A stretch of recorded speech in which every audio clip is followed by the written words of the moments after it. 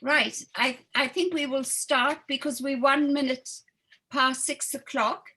I would just like to say hello and welcome to everyone joining us today. For many of you, it's early morning, the morning, afternoon and evening. So thank you all so much for joining us. Those who are joining us are mainly the people who will join us on our voyage next year in February on Shackleton's final quest. And we're extremely excited about that. And that's, of course, what this webinar is about. And of course, some of you are still thinking about joining us. And I hope that after today's webinar, it'll be something you won't be able to resist. And of course, also joining us is the wonderful ice trackers that support us with all our endeavors. And they're just interested to hear what we're going to talk about on this Zoom call. For those who don't know who I am, I'm Angie Butler and a co-founder of Ice Tracks Expeditions. I will be introducing you, of course, to my wonderful partner, Caro, and our extraordinary team, which is Christina, who looks after all of you, and Natalia, who does all of our IT, and is really sort of made a great success of putting this whole thing together. When we launched the voyage at the James Caird Society some 2 years ago, little did we know we were heading into a pandemic. And that pandemic has changed all our lives in one way or another. Shackleton's final quest voyage has been a shining light in what has been really quite a dark time for so many.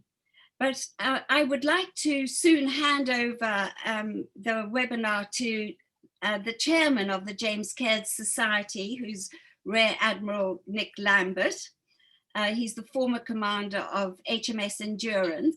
I first met Nick when he chaired the Friends of Scott Polar Research Institute committee, of which I was a member. And we traveled to Antarctica together in 2014 on the Shackleton centenary voyage. And of course, you're going to meet on the panel Alexandra Shackleton, who was with us on that voyage, as was Carolina, my partner. We had the opportunity to make landfall on this really wonderful voyage on Nick's very own island called Lambert Island, which is part of the South Shetland Islands. And hopefully we will be, if not landing on it or getting some people to land on it, we hope to see it anyway in the distance, because it's an important thing for all of us, and particularly will be for Nick. So we're thrilled that he is joining us in February next year. Before I hand over to Nick, who will be introducing our special guest panelists, at any time during the webinar, you'll have the opportunity to submit your questions to any of our presenters. And to do so, you just type your question into the Q&A at the bottom of the control panel. And as time allows, the presenters will address as many questions as they can during the Q&A session. We will, of course, be recording this session, and we will share the link with all of you after the event. So handing over to you, Nick. Angie, thank you very much indeed, and it's fab to be back with the Ice Tracks team. Little did I know when I first took command of Endurance in 2005 that here I would be 16 odd years later, still engaged with the wonderful world of Antarctica and wonderful people like the Ice Tracks team. And thank you for the kind introduction. Good evening, everybody. I'll just reiterate Angie's point, if I may. Please do ask questions. in the Q&A box or the chat room, doesn't really matter which, and we'll all have a go at crunching out a reply whilst others are speaking. So why are we going back down to Antarctica again? Well, what a beautiful place it is. It's outstanding. Even though you spend 3 or 4 weeks down there at a time, you still don't really take it all in. And the fact that you might be going back over old stamping ground, as I will indeed, you learn something new every time. It's hard to get there. That's why Shackleton and other people of the heroic period were so incredible. They were doing a hard thing, and COVID has just made it a bit harder. And I think we'll be hearing a bit later, and many of you will have questions, I'm sure, about the arrangements in place, plan A, plan B, plan C, plan D, to ensure that this particular trip gets underway. Why are we doing Quest? Arguably because we all hanker after Antarctica, which is a great reason, I would argue, and I'm sure Alexandra Shackleton will comment, and I know Steve will comment as to whether or not I'm right in saying that Shackleton hankered after Antarctica. That's why Quest happened. So the starting point for us is we all hanker after Antarctica. I think also Antarctica is changing. I've seen change in the times I've been down there. And so going down there to see that change and the implications of that change is important, because we all come back as ambassadors talking about Antarctica and what is happening down there. And I'm personally very engaged in the world of climate change and the impact on our socio-economic circumstances, particularly in coastal zones. And we are now in a time of serious climate change. Sea levels are rising, and some of that is attributable to change in the polar regions. A lot of it is attributable to change in the polar regions. So even if we don't go and see Antarctica, Antarctica is going to come to us in one way, shape or form. But perhaps more importantly, in celebrating the polar heroes, and I'm sure that most people who are listening to this are thinking about the polar heroes and the heroic period of exploration. Quest really is arguably the end of that period. It's the end of that particular centenary and the celebrations that we've been carrying out over the last decade or so. And so a wonderful opportunity to draw that line in the sand. So I'm, as chair of James Caird Society, previous chair of the Friends of the Scott Polar Research Institute, I think this is a wonderful opportunity for us all to go and enjoy ourselves in what will be very special conditions, in a very special ship, going around very special places. I won't tell you where my special places are, but I'm already ticking them off in my head as I look at all these smiling faces from Ice Tracks. I think I've probably banged on enough to start with, so it's now my great pleasure to introduce the Honourable Alexandra Shackleton. I'm not going to read out a long CV about her. She's well known. Her name speaks volumes. She is the president, without any doubt, of the James Caird Society, and a wonderful exponent of and someone who keeps alive the memories of those incredibly clever, capable, professional, impressive people from the polar era, or the era of polar exploration. So with no further ado, Zaz, over to you. This is a very special voyage for me. I've been lucky enough to go to the Antarctic 5 times before, but this voyage is a centenary of my grandfather's death. The grandfather, of course, I never knew because he died at age 47. I sometimes get asked to tell little anecdotes about him. I say, my father was only 10 at the time, there aren't any. But the first time I went to the Antarctic with the Royal Navy, James Perrone, I was seeing, it sounds very corny, but I was seeing places he would have seen, and he seemed less remote. So I'm so much looking forward to this voyage. It'll be wonderful. And Nick and I, they've been a bit rotten about this. We'll be shipmates again. I'm not rotten at all. I'm yes, you are. You said, my God, Zaz, we're going to sea together. Something subtle like that. Oh, yeah. You're pretty good, actually. You've got a pretty good pair of sea legs, Saz. That's what I would say. And Thanks to the great god Stuberon.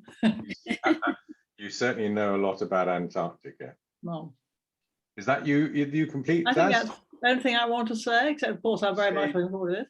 A quick word or two about James Caird Society, because you have been a leading light in that for many, many moons. The James Caird Society is effectively the Ernest Shackleton Society. I have the honour to be president. Chairmen come and go, but the president goes on forever. The only qualification is interest in Ernest Shackleton's expedition and his men. And we're doing pretty well. We've got 400 or 500 members, and we give very good parties. New members are always welcome. and I might just comment on Zaz's leadership by telling a small story, because I was. It's a nice story. Oh, it's a very nice story, Zaz. I was extremely busy running, setting up a company and trying to sort my life out when I left the Navy, and I was chair of the Friends of Scott Polar Research Institute and all that meant. And one day I got a call from James Perrone, who's a very senior, very grown-up admiral, and he said, "Nick, you're going to be the next chair of the James Caird Society." And I said, "Admiral, thank you very much indeed. I would love to be, but I'm far too busy. I'm not going to be." And he said, you are? And I said, "No, you must understand. I seriously can't. I just have to say no. There's so much else going on." And he very gracefully said, "Well, that's very kind of you, and thank you for considering it." And off he went. The following day, the phone rang, and it was the Honourable Alexandra Shackleton. She started off with an opening sentence, which went along the lines of, "What don't you understand about? You're going to be the next chair of the James Caird Society." And that was it. We kept the job open for a while. So, and I love every minute of it, I hasten to add. So with no further ado, then we'll go across to Steve Scott-Fawcett, who historian extraordinaire and a real whiz on all matters polar and Antarctica in particular. He edits and damn near writes an outstanding journal for the James Caird Society and puts in an enormous amount of effort to it. And it's my chance to say thank you very much indeed, Steve, online, publicly and virtually, for the efforts that you make. The floor is yours. Money's in the post. I think you've jumped the queue because it was Susan's turn to be introduced, actually, but I'm very happy to talk. Well, you go first, and then we'll make Susan. We'll Sorry say about that, Susan. Last. Well, thank you very much indeed for that very sweet introduction. I tell you, I'm really excited about this trip because I have to confess that I have only visited the Ross Sea side of the Antarctic to date, because I've been focused to some extent on the sort of huts and that sort of area and the history of those early visits, for example, in Nimrod. And of course, the Imperial Transantarctic Expedition that, of course, most people know about. They call it the Endurance Expedition. Remember, Saz, when I first joined the Society, I sat next to you at a dinner in London or a lunch in London and said how I was interested in the story of the Endeavour. And you were so diplomatic and so graceful when you sort of corrected me on the Endurance thing. Anyway, I'm really excited about going to the Weddell Sea because this will be my first visit to an area that I feel I know in my mind really well, of course, and I've studied it considerably, but to see it for the first time will be extremely exciting. And the history that we're going to be touching, both sort of metaphorically and literally on our journey, is going to be really quite something. I am particularly looking forward, and I think a lot of people do, to the visit to South Georgia, because there is so much that sort of focused on that island in terms of not least the Endurance Expedition and how that was, if you like, the starting and sort of ending point of that extraordinary moment in history for Shackleton. And I'm really looking forward to going there. I know that many of you have been quite a few times, but can you imagine how excited I must feel as it's going to be my first time to go and pay homage to the man, and dare I say, Angie, to Frank Wilde. I'm really excited about that. Because in my studies, I have to say, Frank has really proved himself to be quite the polar man. So I don't know what else I really need to say at this point, except to say that I'm looking forward to having the opportunity of sharing my passion and my historical knowledge with those who come along on this extraordinary, exciting cruise. And thank you very much for listening to me. Steve, thanks very much indeed. And just let's just touch on the history a little bit, because clearly we're not going to go right down into the Weddell Sea in those footsteps of Shackleton and his men, but we will be in some of the most difficult parts of the Southern Ocean, the sea spaces around South Georgia and the Falkland Islands and down towards Elephant Island and down to the top of the Antarctic Peninsula are a challenging place to operate. We're going in the summer, which is great. The conditions will vary right the way across the period we're down there. So we will get a flavour of it. We'll certainly get a flavour of the time required to move from A to B down there. We'll fly in to the Southern Hemisphere and then suddenly everything will slow down and we'll be on sea time and getting a very realistic sense of the geography of the place and beginning to understand the sort of environment that Shackleton and his men were operating in. And I think that's really exciting. You get a sense, if you spend 3 days between South Georgia and Elephant Island, you really get a sense for space and perspective. And then when we're in the peninsula, we'll see the beauty of it all. And the other thing that I feel so strongly about Ice Tracks and what Angie and the team achieve is bringing together like-minded people. And it's wonderful. And I remember well stepping out of my cabin to go on in the first trip back in 2014 and taking steps up the stairwell, which was about 3 decks below from the main drag from the bar and the viewing room, the viewing platform. And you could hear the hubbub of conversation that was taking place up top. And when you got up there they were, 50 to 100 like-minded people, all bubbling with excitement, full of interest in the environment and the history and what they were going to see. And it was like that for the next 3 weeks.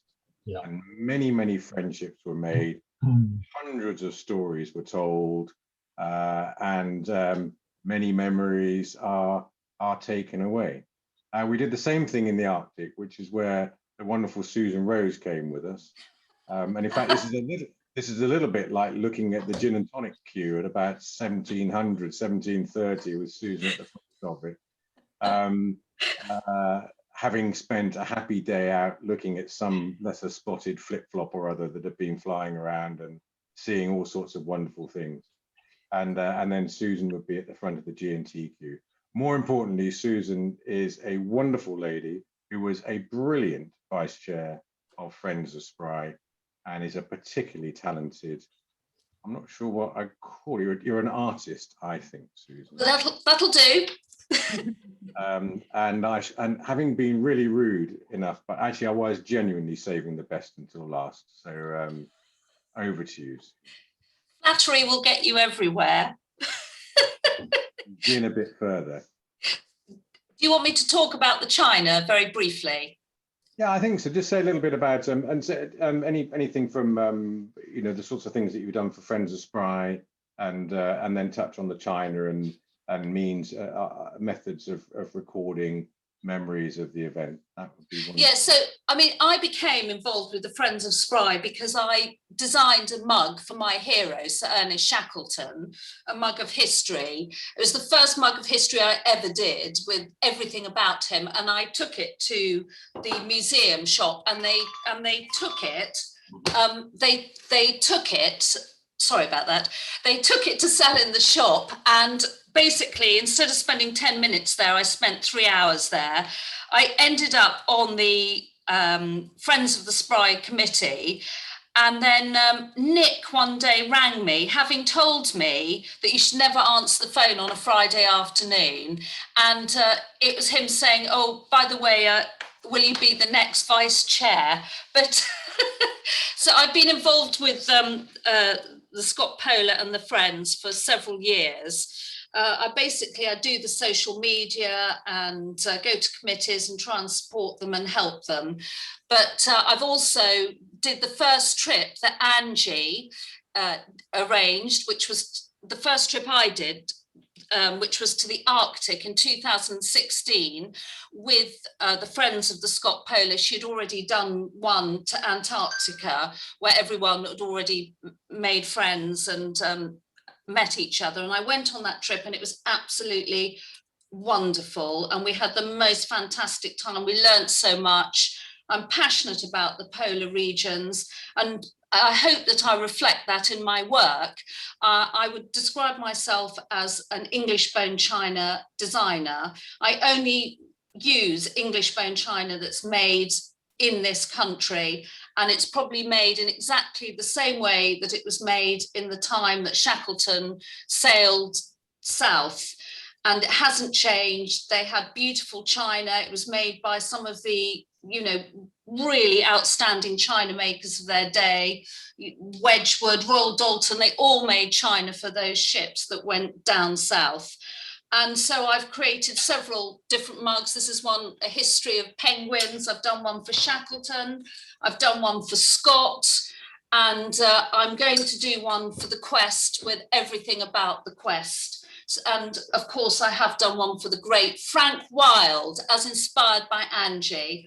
And I will take samples with me and we can order them and I will send them to anyone who is interested and likes them. And yes, you can hold half a pint of gin. And Susan, can I just add that before the trip, we will give everyone the opportunity to see the photographs of what you've designed, especially for the voyage, and how they can order them, because, you know, many people won't want to start packing china and what have you once they're on board. So we're going to give everyone the opportunity to see this commemorative china, which is going to be designed by you, especially for our voyage in February 2022, which we're absolutely thrilled about, because we know how utterly passionate you are about all things polar.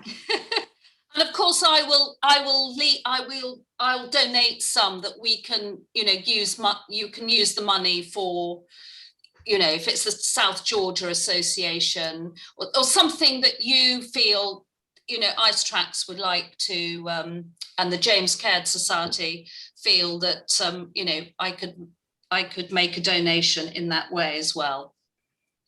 Great. Thank you very, very much. Thank you, Susan. Thank you. Just 2 secs, Angie, because there's some questions tumbling in. James Badenoch, I hope I got the pronunciation correctly, asking whether the iceberg threat to South Georgia has receded.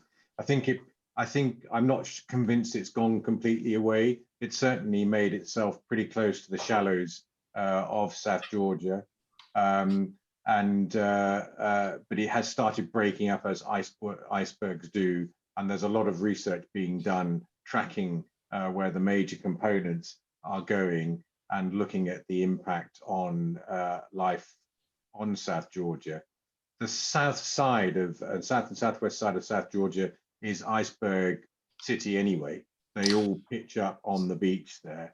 This was a particularly big one, but I'm sure we'll be able to tell you more about it. I don't think it's gone away completely, and I think it's a natural feature of South Georgia being right in the flow of the currents that come from the Weddell Sea and through Drake's Passage and come to South Georgia. That's why it's such an incredibly wildlife-rich environment. And the fact that Steve mentioned how excited he was about going there. Until you've seen Salisbury Plain in South Georgia, you have not seen anything.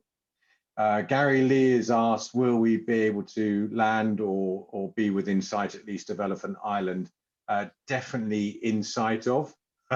Whether we can see it or not is another matter, because the weather down there is pretty dire. And those of you that have read the dire time that Shackleton and the team had, A, getting to, and B, landing, and C, staying on Elephant Island, will understand just why it's so hard to get there. I think I've tried to land there at least 5 or 6 times and have never made it. So last time we did see it in between large amounts of cloud and snow and sleet storms and so on, but we will endeavour to swing by it. It's a natural route into the Bransfield Strait as we head down towards the Gerlache. Steve's going to talk about kayaking and so on, and I'm sure that Angie will. And Steve, I'm just going to prime you before I hand over to Angie and the ice track, to prime you to say, it might be nice to say just a few words about the origins of the Quest expedition and why Shackleton did head south, just to corroborate whether or not I was right. But we are going down to celebrate Quest, so let's just say a few words about it. Angie, I did say that Susan, I was leaving the best to last. Actually, I'm leaving the other best until just after the last best. And Angie, perhaps you'd like to talk about you and your team, please. I'm going to get yes. slapped. Well, of course. Thank you. I'd first of all like to introduce my extraordinary business partner, Carolina. Karen and I met in 2005 down in Antarctica, and then I managed to blag my way back down to Antarctica twice more as a journalist, and I met her on those voyages as well, and that's where the seed was planted for ice tracks. You know, and that's where, you know, Frag Wild has come from, and the Eric Marshall book, and so much has happened, but it wouldn't have happened without Carolina. That aside, she worked as a polar guide for, I think, some 15 years. There is really nothing she doesn't know about the Arctic or Antarctica. Her passion is the wildlife and so much more. So Carolina will be saying a few words, but I also just want to introduce Chris, who looks after all our clients. She's got the most wonderful manner of just dealing with everyone. You know, she's kind and she's calm, and she's very caring and such an important member of our team. Our team being only 4 women. And of course, there's Natalia, who does all our IT, who's quite extraordinary. I think I practically make her pull her hair out every day because I'm always getting into a muddle with something, which she sweetly manages to sort out. But it's really Natalia who's put this evening together. And I just want to finish by saying that it's extraordinary that actually English is not any of these women's first language, but who would know that? It's just extraordinary how they run this company, and couldn't do it without them. And of course you will be meeting them in person next year. Certainly most of them. Anyway, thanks, Nick. And I think we can start to open up for all the questions of, and I know there are many questions, but Carolina, before that, would you like just to say a few words? Yes. Thanks, Angie, and hello, everyone. And how wonderful and how blessed are we as a small and dedicated all-women travel company during these very difficult times to have your support, and also to have Nick and the Honorable Alexandra Shackleton and Steve Scott-Fawcett supporting us and coming along on this long-awaited project, as Angie mentioned. Antarctica means a lot to us. You have heard different stories from all these amazing panelists. To me, as a very young, in the early 20s, when I first went to Antarctica, it was a total mind blower. And for the 15 years after my first trip, I think I was only 23 when I started to go to Antarctica. For the following 15 years, absolutely blew my mind.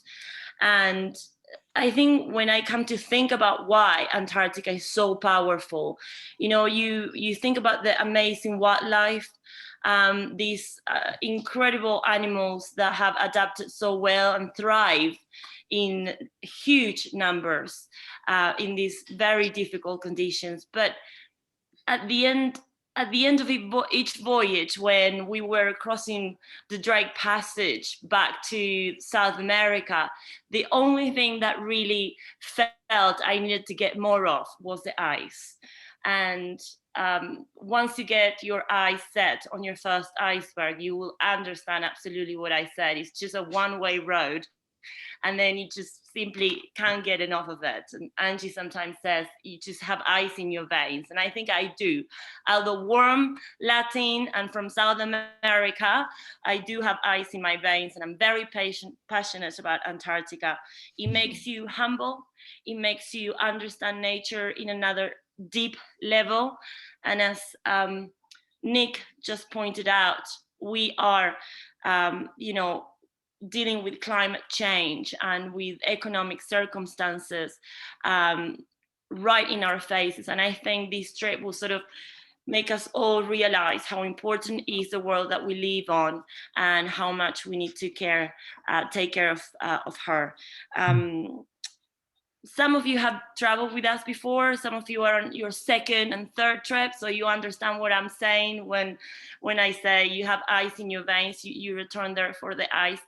But for those of you that this is your first time, I must add to what I just said that the one thing that I'm grateful to Antarctica is for having met all these wonderful people, like-minded, warm in their hearts, absolutely loving to nature, and open to share their knowledge, their passion. So not only the panelists that you have heard today, we will have biologists, geologists, ornithologists, photographers to help you deal with your camera equipment to make the best of your time photographing Antarctica and the subantarctic islands. So everyone that you will meet on board will be there to provide an enhanced experience. And I guess this is all from me. I really look forward being there with you. You will see how excited I get every day. It doesn't matter whether I've been there 200 times or I have crossed the Drake Passage 400 times. It's all the same for me. It's like the first time, because I share it with new people, with like-minded people. So I'm very much looking forward sharing it with all of you listening. So that's a message from me. Caro, thanks very much indeed. Can I just ask you to talk, I'll come back to Steve on the question in a moment, but in view of some of the questions that come in, could you just talk a little bit about the ship, what she's like, how she operates, and the people, her ship's company, and the specialists who help support the guests and the trips out in the boats and ashore and so on, please?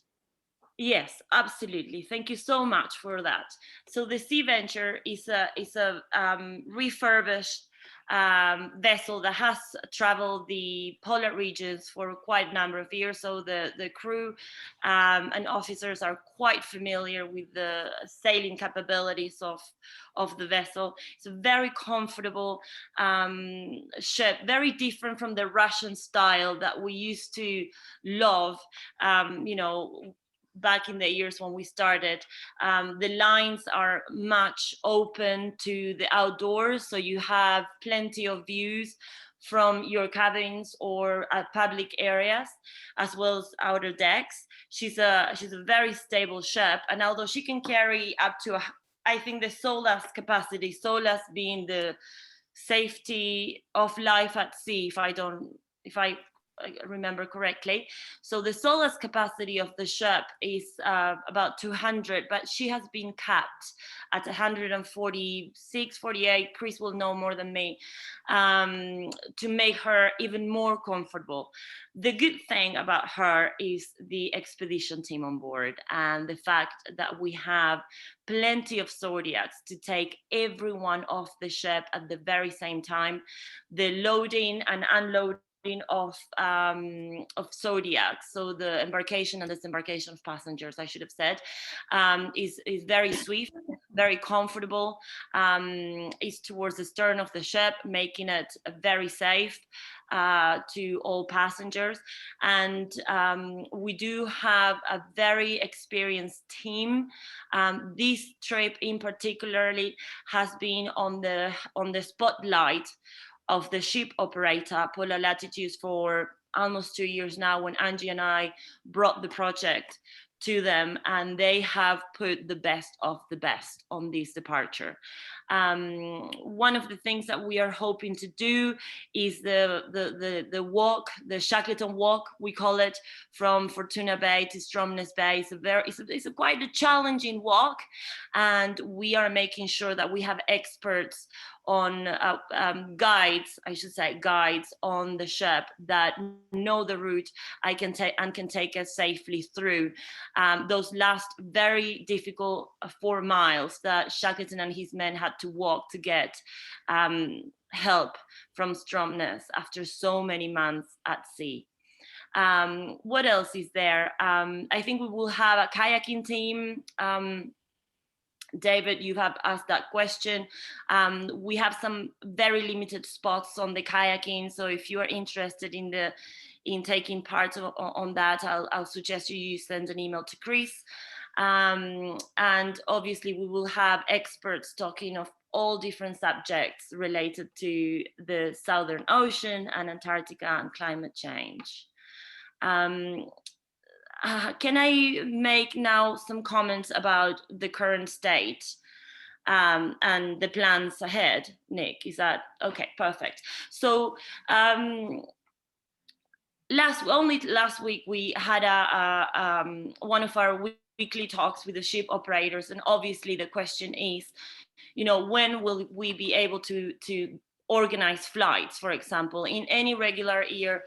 By now, on the timeline to departure, we would have secured dates for arrivals and flight schedules and so on and so forth. Unfortunately, with all the uncertainty that we have been living with COVID-19, this time lapse has sort of become much more flexible, and now airlines are not releasing scheduled flights until much nearer the time of departure.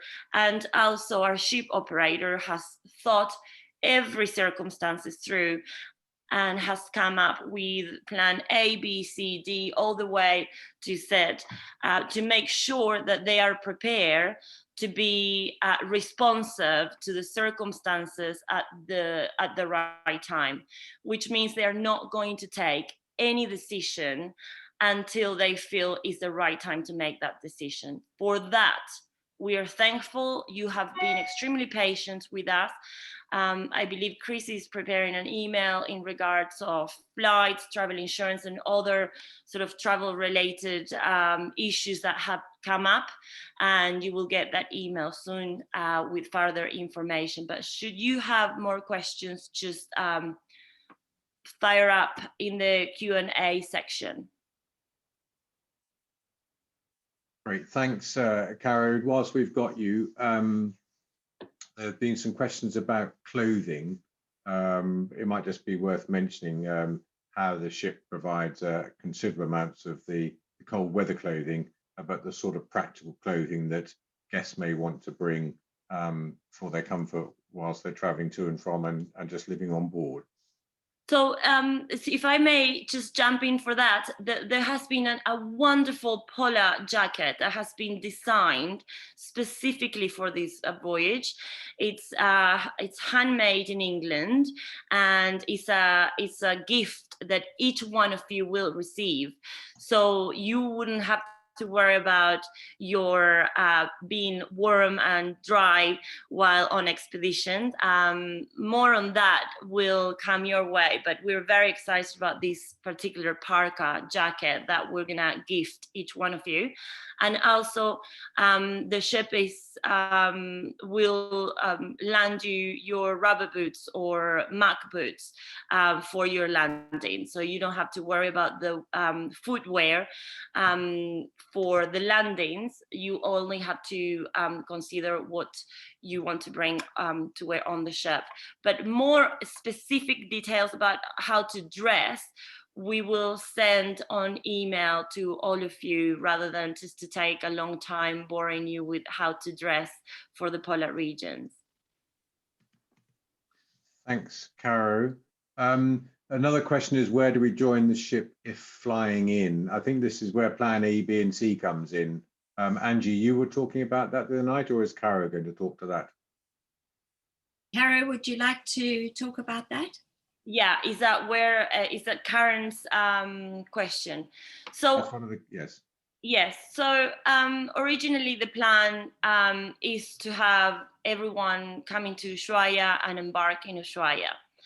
Not only our ship, but most ships, or I will say the entire polar industry is looking at what port of call will be safer to use for this summer.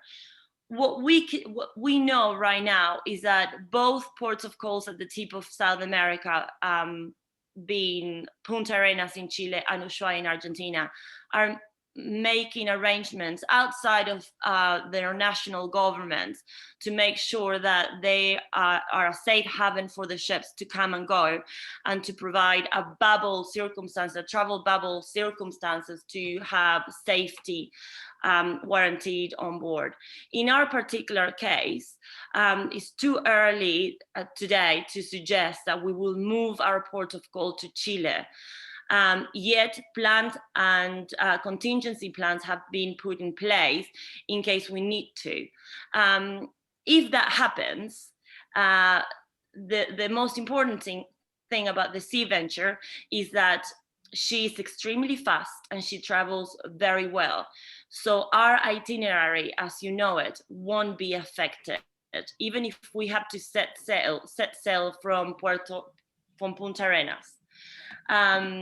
I believe the extra mileage will be covered overnight. For example, on our way to the Falklands, instead of arriving there early morning, we may arrive mid-morning or early afternoon.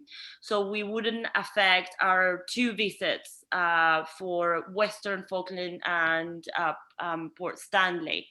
On the way back, crossing the Drake, the Sea Venture usually arrives sometimes during the night before disembarkation. So we will use those extra hours to get to Punta Arenas.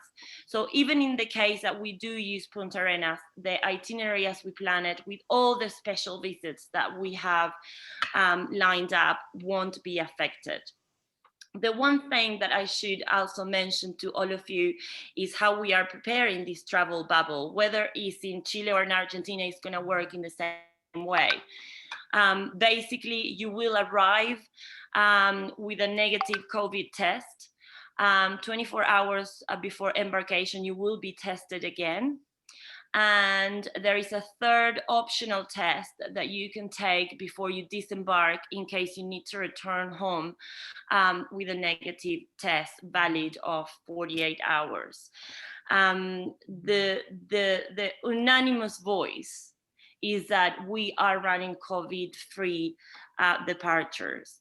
I wouldn't say much more than that, but that all our efforts are to put on that fact becoming possible for all of us to relax and enjoy ourselves. I just yesterday had a phone call with an operator from New Zealand.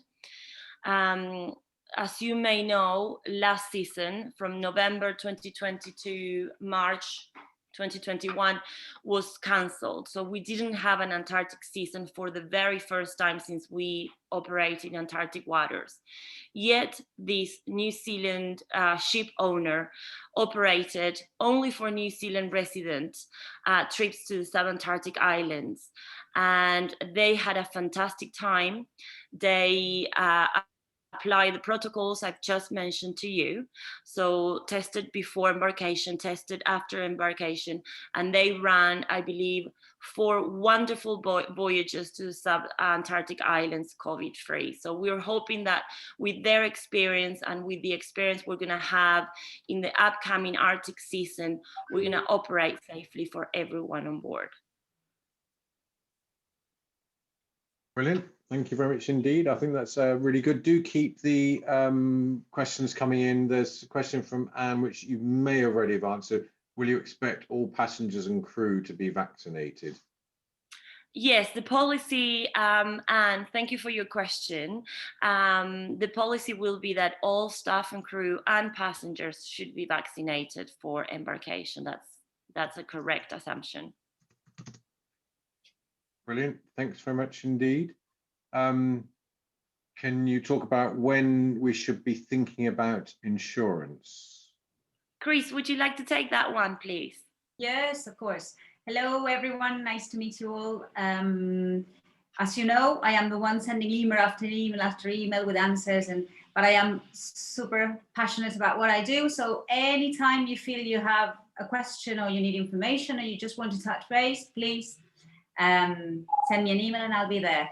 So about insurance, only last week, Natalia produced a fantastic document that we are about to send. We are finishing it these days, basically outlining what is needed to go to Antarctica, which is very important. And we are going to give you 3 or 4 of the companies that our clients normally work with. As you know, insurance is something personal. We cannot hire insurance on your behalf. That's something you have to do.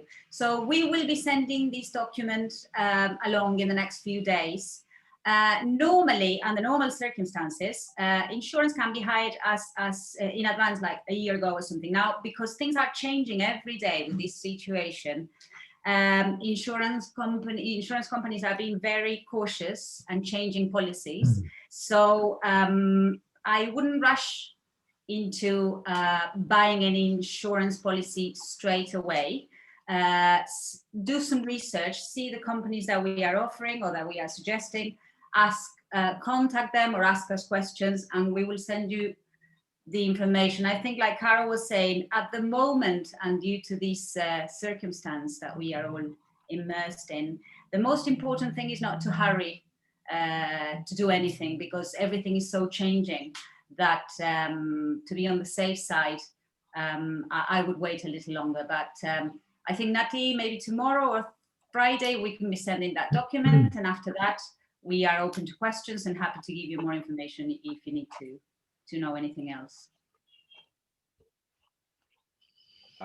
Is there an age limit for anyone thinking of signing up for a trip? Not at all. Cara, you've traveled. I'm guessing the person asking the question is it how old you can be or how young you can be. You can answer both, because we've taken quite young and we've taken very, very old, as in their 90s. So yeah, indeed.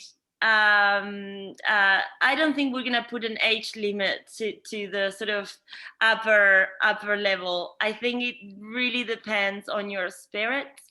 On our last centenary voyage, we have someone with a wooden leg and he had a blast. So I don't think age or any disabilities will make you not what's the right word? Yeah, thank you, Steve. Welcome to this trip. So send us an email, talk to us, tell us what your fears are, and we can put you at rest with some reassurances.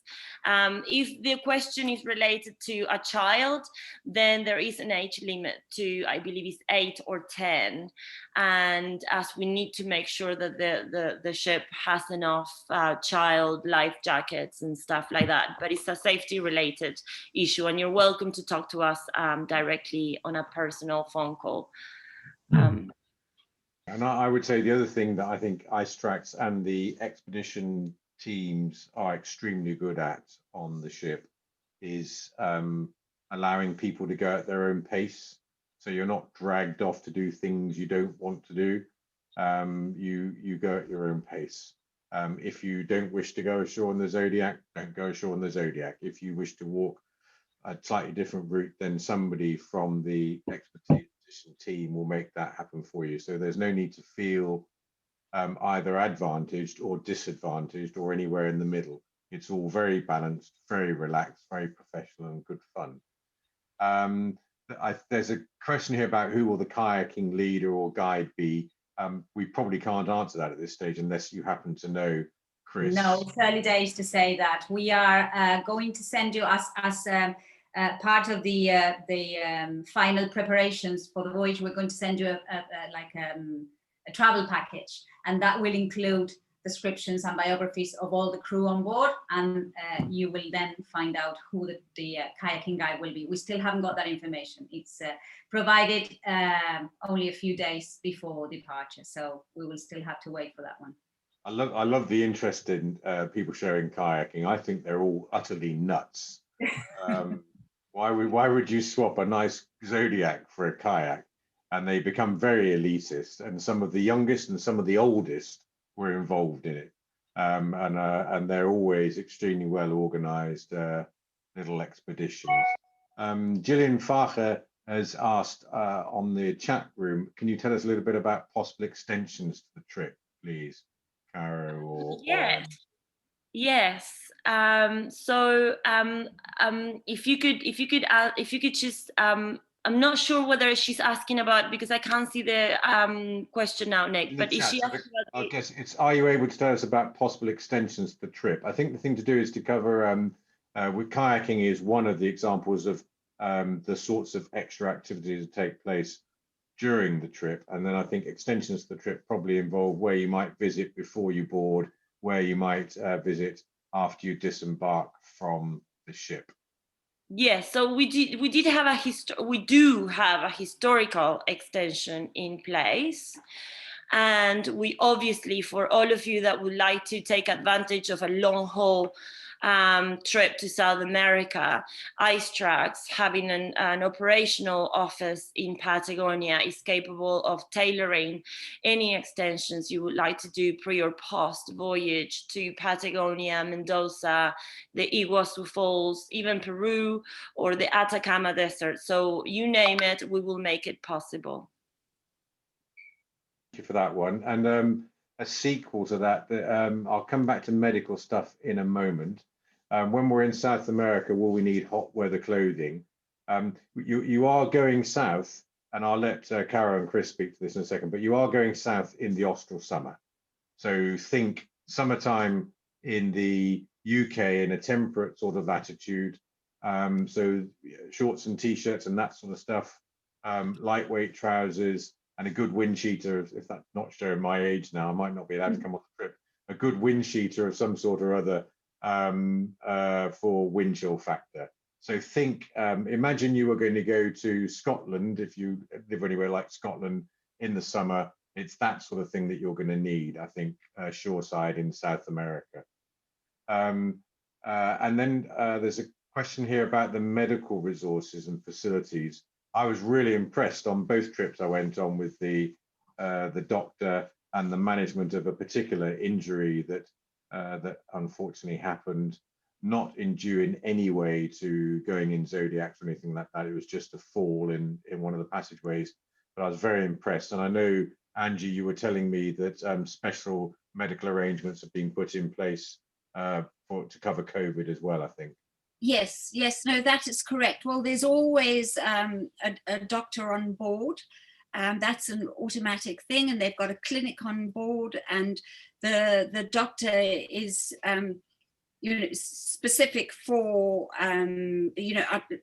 for traveling on the sea and on voyages. So they're really genned up on that and on seasickness and all that sort of thing, which is generally the thing that people suffer from, not much more than that. But yes, they are. But the ship operator will be taking extra precautions. I mean, it's really hard to imagine that there will be even the smallest opportunity of COVID on the ship, because they are taking such stringent actions that can't happen. But even with that in mind, they are putting certain decks in a sort of quarantine type situation, and you know, if need be, because they've I think 3 places, restaurants where you can eat, and so they've certainly on that ship they've got the space and they've got the areas to start separating and all of that. But to be honest, that is so far from our minds at the moment, because they are being so strict and stringent about how they're going to run the season. And, you know, for everyone to remember that the season starts in November. So we're talking about February, but November isn't too far away for the ship operator, and they have everything in place for that. And they look good to go at the moment. Yes, may I add, Angie, that because the season starts in November and our trip is in February, I think the operation they will have had months to prepare for it and to practice, so it will run super smoothly. And although we know that they are getting ready for it, they are going to have extra medical staff on board, all the required safety equipment in the unlikely case that a COVID case shows up. So they are really getting ready for the worst, expecting the best, obviously. But as Caro mentioned, because you are all going to be tested before embarking the plane and then before embarkation on the ship, it is so unlikely. I am not saying it couldn't happen or it's not going to happen, but everything will be in place to handle any unfortunate situation that may arise. So fingers crossed, but we are not leaving it to luck. We are preparing for everything, you know, so that is important. And all these details are going to be provided as part of the final travel package. So you can rest your minds and go with a relaxed mind. Yeah. Thank you very much indeed. There is a question here about ship's policy for open bridge. I recall that they were very open-minded about people visiting the bridge. There were visiting times. Clearly, when the ship was in piloted waters and bridge activity or operations were busy, then there wasn't access. I was admonished roundly for taking coffee onto the bridge. But apart from that, I remember the staff there being brilliantly supportive in allowing us to go on board, go into the bridge. Caro, perhaps you might like to comment on that? Yes, definitely. We love to keep the open bridge policy. It was a quiet and amazing place to enjoy nature, enjoy the places we sail. As it happened after 9/11, we don't know what's going to happen when we start sailing again.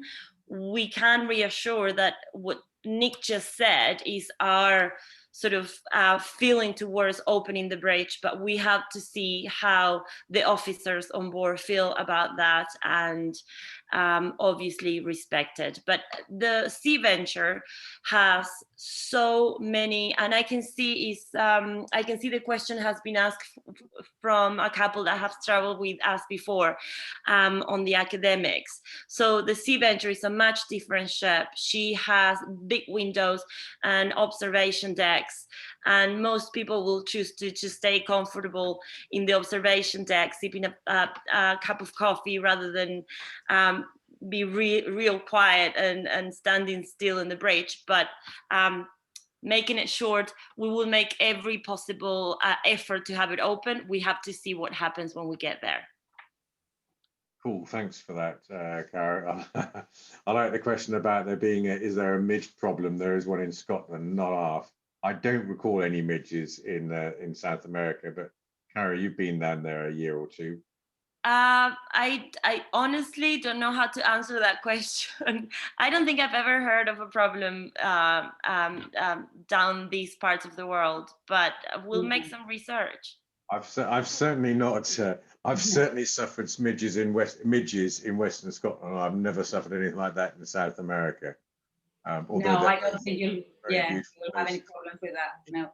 Very interesting question from Rosie, and I hesitate to mention it publicly, although it is public, because it might generate a lot of work. But is it possible to meet cabin mates virtually before the trip, which I think is a lovely idea. Certainly when we did the 2014 trip, we tried to have a party shoreside before we left, and then we tried to do something similar when we got back. But that may not be quite so easy because of COVID. But I think the idea of, if it were possible, and as we got brilliant Natalia to organise the IT. I don't see any reason why we shouldn't have a go at doing an online meeting. No, I mean, the policy of the ship operator is not to give any information about cabin mates beforehand, but because we've organised it in such a way that all the ice trackers are going to be sharing amongst themselves, I think there won't be any problem in putting people in touch beforehand. It will be up to you whether you want to meet up in the UK or not, but we will certainly be circulating email addresses, I think, if everyone agrees. So you can start emailing beforehand and getting acquainted with each other. So, absolutely, yeah, sure. Okay, and bit of a pause. Some of us live in America, yes. Okay, sorry, I beg, but I don't recall any midges in America. Actually, there's nothing like a midge on the west coast of Scotland in any other part of the world I've been to, I have to say, including mosquitoes. Steve, would you like to just, whilst people draw breath and think about some more questions, would you like to just say a few words about why the quest, why it happened, and why it's good to use it to mark the end of the Yes, century? it's interesting because at the beginning of the webinar, you kind of mentioned the word hankering for Antarctica. We all go down there and we're smitten by what we see and we hanker for it in the future. I think Zaz would agree that this is pretty well how her grandfather felt as became more and more involved in Antarctica. He just basically couldn't do without it. He was missing it, and he admitted this to Emily. I mean, he wanted time and time again to settle down with his family, but time and time he felt he was pretty well useless as a human being, other than leading men and going down to the Great White. So in a way, he was hankering. We could sort of rename this expedition as the hanker expedition as opposed to the quest expedition. But specifically historically, as people might know, he didn't really think he'd be going south again. He wanted to go somewhere polar, and he had planned, with the help of Canadians financing him, to go to the Arctic region, in fact, to the Beaufort Sea. But then for reasons which I haven't fully understood or researched myself, the Canadian government, maybe Zaz knows why, the Canadian government withdrew their financial support or just decided to do something different. And Shackleton found himself slightly in a limbo. So he turned to one of his really good college friends, Dulwich College friends, who was a successful businessman, John Quiller Rowett, and suggested that he might like to sponsor another trip south. And so that's how the sort of quest expedition really kicked off in real terms. It was on a bit of a budget, and the ship was one of those typical polar ships that wasn't perhaps as fully equipped as it might be for the journey, but off they went. So it was really just a return to something which I think Emily realized when, of course, her husband sadly passed away, that this was really where his soul was, down in the south, and South Georgia in particular. I don't think it was intended to be a serious quest other than to carry on round the coast and to try and pick up with more research of the geography down there, and to continue with the science that did go on. The thing about science in Antarctica is interesting, because there is this sort of misconception that nowadays we have the scientists down there, of course, doing their wonderful work. And the misconception is that back in the day of the heroic age, there wasn't really a great deal of emphasis on science, that it was all about territorial discovery, waving the flag. Well, that was partly true, but I think we underestimate just how serious science was taken, even back in the middle 19th century, let alone turn of the early 20th century. And we all know how Shackleton did his science, and of course Scott did his too. So that's broadly speaking what was going on in those days. Shackleton was desperate to get south again, basically, and kind of maybe Emily felt that this was the thing he had to do, whether she wanted it or not. And Steve, if I may just add to that, the grandson of John Quiller Rowett is actually listening to us today. He's joined the webinar, and we've connected, and I will be talking to him tomorrow. We've on the telephone, and it's very sadly he can't join us next year, but as many of you will know, we do have a church service, very important church service, when we're in Grytviken and in the Whalers Church, and Jan, and so the grandson is called, and I hope I pronounce your surname correctly, Jan. It's Chorchecki, and forgive me if I pronounced it badly, but Jan will contribute to the service. He's going to say something about his grandfather, and that's going to add something very special to the service. And this is what we do. We have contributors who will add something really meaningful to the service. But just to say that he is listening to our webinar today, and it's just a great honor to have him part of this, even though unfortunately he can't join us in person next year. Yes, welcome. Thanks, Angie. Just looking at the questions, one of the questions is about some favorite books, and I will come to you all in turn, starting with Zaz on favorite books. I've got a couple of books that I'd like to mention, so we'll cover that in a moment. But just going back to policy on inoculations for COVID, Amanda Field, I think I've got the name correctly, has asked, will it be mandatory to have 2 doses of the vaccine? Apparently it's quite slow in Australia at the moment, although one would hope that by then they might have sorted it out. Is there a policy on 2 doses, please? Thank you, Amanda, for your question. And thank you for waking up in such an early hours. I know you wanted to be here with us. We just received, before the Zoom, a reassuring message from the CEO of the Sea Venture saying that it's early days to worry about that they will maybe able to purchase vaccines for countries that where vaccination rollout is being slowed down or slower than other countries. So I think they're going to try to get it very strict, vaccinated passengers on board only. But I think they will make every effort out there to make those available for countries where governments are not rolling out the vaccines as quickly as they are in America or in the UK. Thank you, that's great. Chris and Cara have been busy bashing out answers to some of the more detailed questions as well. Jill Giesler, or guys, I hope I pronounced this correctly. What a lovely question. Can you mention some favorite books we might read to channel our anticipation during the next 10 months? So I shall start with Zaz, who might know of 1 or 2 books that she might mention.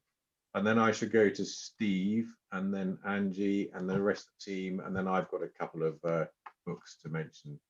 So Zaz, please. I think one should start with Ernest Shackleton's own books, Heart of the Antarctic, which he wrote about his Nimrod expedition, and South, which he wrote about endurance. Thank you. I might have guessed, though. It's a cracking answer, of course. And I know, Amanda, Angie's book on Frank Wilde is rubbish. You don't want to read that. No. Steve, can you recommend a book, please? Have a look at Frank Wilde's account. Shackleton's Last Voyage would be good, and Scout Ma, also one of the Boy Scouts, or the one that sort of survived, if you like, because they're the ones that have got off the ship on the way down at Madeira. These are good sources. Go to the original sources if at all possible. And I agree with that. And Angie, I jest. I think your book on Frank Wilde is brilliant, and you put in a lot of serious research into that. Angie, what book would you recommend, apart from your book on Frank Wilde? And apart from my book on Eric Marshall, which I know Zaz has ploughed her way through, Alexandra has ploughed her way through, as has Steve, and kindly gave it a really good review. Not only because he's a co-author of mine, but Bo Riffenberg's Nimrod is a cracking book. And I'm very keen on Kelly Tyler Lewis's Ross Sea Party as well. But I will add that we do have a good reading list, and that again does go out to everyone traveling with us in good time, because there's an awful lot to read. I should imagine, and I will check with the CEO, because on his other ships, they've had a wonderful library, and I'm sure that's not going to change. But there's not an awful lot of time to read once you're on board. I think I'm right in saying, because it's busy, busy, busy. On sea days, we've got lots of lectures.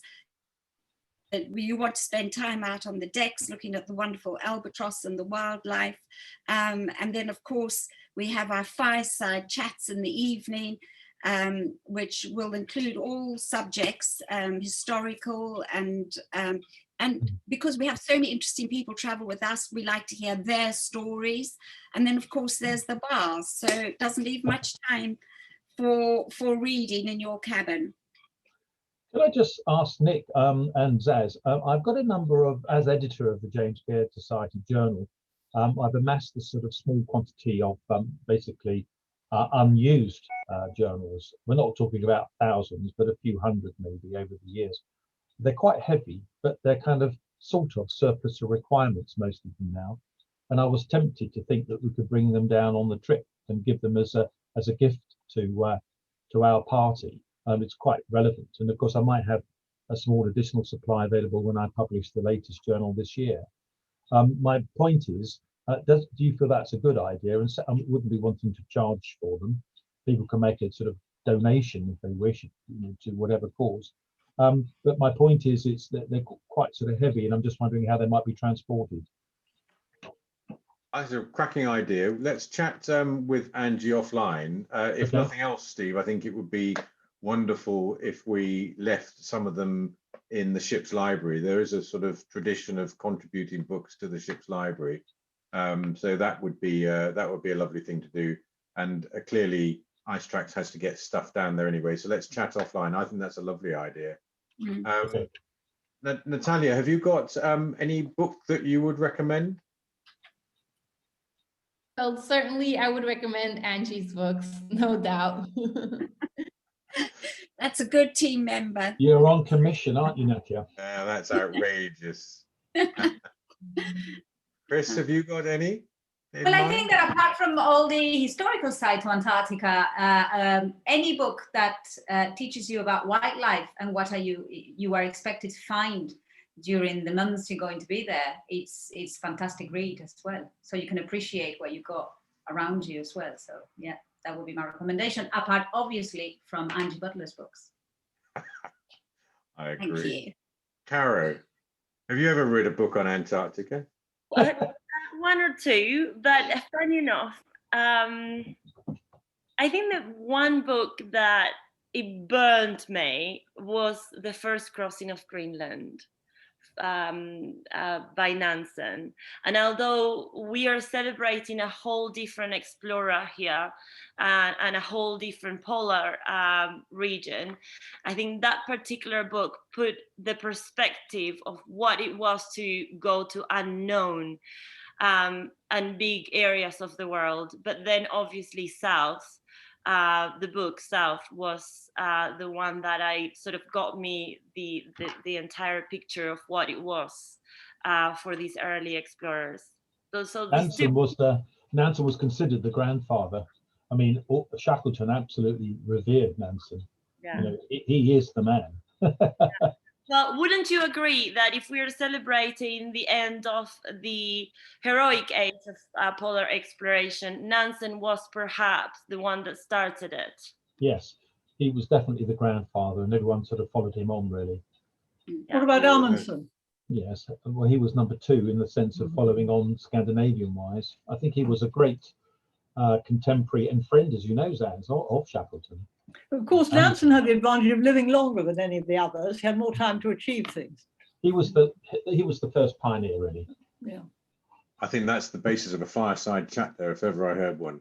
There we go. And Anne Lane, thank you for your suggestion of Frank Worsley's book On the Boat Journey. You say he was a stunningly beautiful writer, and yes, indeed. And actually, that brings me to my suggestions, and I'm going to go slightly wider because I really appreciated the question earlier about citizen science, which I think Caro answered. I'm a huge fan of citizen science, and as I alluded to in my opening remarks, I think Antarctica is a hugely important component in climate change. I've got two books in mind. You may have heard the excitement around the recent Netflix series called Seaspiracy, produced by two 27-year-old very bright people who have generated a lot of conversation around the state of our seas and oceans. Not all of it accurate, but it is a big issue. And if you're interested in those broader issues, do read Ian Urbina, who has written a book called The Outlaw Ocean. He is a New York Times journalist, and it reads like a thriller. It goes much further than Antarctica, but there are 2 or 3 particularly pertinent chapters to Antarctica and some of the activity that goes on down there. So if you want to understand a little bit more and bring a little bit more accuracy in to complement the Seaspiracy documentary, I would recommend that one. And then the other one that I'm just beavering through at the moment by John Englander, called Moving to Higher Ground, the number of which says the tipping point has already been passed, sea level is rising. And it will then explain Antarctica's part in that and how we all now need to be looking for slightly higher elevations to host so much of our infrastructure. Another really interesting read, and we will be going to Antarctica at a time where that sea level rise is beginning, or has begun, and will continue. So that's my 2 recommendations. Steve, there's a question from Gary Lee saying, when was the last issue of the journal published? He says he hasn't received one in a long time. Well, they're just pining for my publication, aren't they? I do it about once every 2 years, Nick and Zaz, as you might know, sort of. So it's imminent. So the last one to answer the question was, we call it number 10, and that was published in 2019. So there hasn't been one in 2020, and there should be one this year. And that'll be called number 11. Thank you. That was that one. I thought I've just lost a. Oh yes. Troy Shavers just mentioned, if you haven't seen it on the chat room, like Cara, he would recommend The Worst Journey in the World by Cherry Garrard. Another fantastic book. Yeah. And the other, I can't remember the name of the story of the Antarctica and the men who overwintered on Penguin Island in 1903. Pardon? Nordenskjöld. Yes. That's an awesome expedition. That is an awesome expedition. And arguably, and this is, I must be very careful what I say here with Alexandra here, but arguably Shackleton had a better media comms plan and team and got his story out. But Nordenskjöld's survival story was amazing. Absolutely amazing. Absolutely. Just the way they meet, right? Yeah. Just out of nowhere. It's just incredible. Extraordinary. Yeah. Nick, I'm looking at the time now. It's 1919 here. So I don't know. I think we can start thinking about wrapping this up. If people do have many more questions, please just to email Christina, Cara, Natalia, or myself, and we would be very happy to answer them. But just before, Nick, I ask you to wrap it all up, I'd just like to thank everyone for joining us on this terrific webinar. And it's I'm so thrilled that we've done it. And I would like to think that we will have another one towards the end of the year when we can all meet and greet again. But thanks again to the Ice Tracks team. Thank you so much, Nick, for being just running the whole show. You know, you're always so brilliant at it. And thank you so much, Alexandra, for joining us. We couldn't not have you join us. And Steve as well. We're just thrilled that we're taking you down to a part of Antarctica that you haven't been, and to share in all your extraordinary knowledge. So Nick, I'll just leave it to you to end the webinar. Thank you very much indeed. So far as I can see, 50 people have attended and stuck it for most of the hour and a half, so that's fantastic. I'll just add my thank you to the iStracks team and to my fellow panelists for supporting the event. Thank you for all the questions and the comments and advice and book recommendations from the floor. That's fabulous. I've done so many of these online conferences in the last 18 months, I've lost track. And the ones that buzz, that get the chat rooms going and the Q&As going and everybody crunching away and trying to multitask, which is not a male skill, as you know, are the best. And this is right up there. It's been really exciting and friendly. And I think that as I step up that stairwell towards the bar on board that steamer in the new year, the buzz is going to be the same as it was back in 2014. And I'm looking forward to it. It's going to be good fun. Good fun. And how wonderful to be in the vanguard as some of the first specialist cruise expedition trips that go off to some of the most remote and most important parts of the world.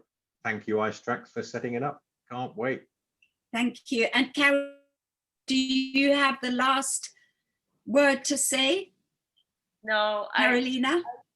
I would just like to echo Nick's words just there. I think the noise in the Q&A and the chat and just remembering, you know, the first centenary we did and obviously all the commemorative trips to Frank Wild that we did is that vast, that sort of like-minded energy all together in one place, traveling to one of the most special places on earth. That's what's going to make this trip over the top, super special, and a treat to a life memory forever to be treasured. So just look forward to February 22. Bye, everyone. Goodbye. Thanks, everyone. Thank you very much. Bye. Bye-bye.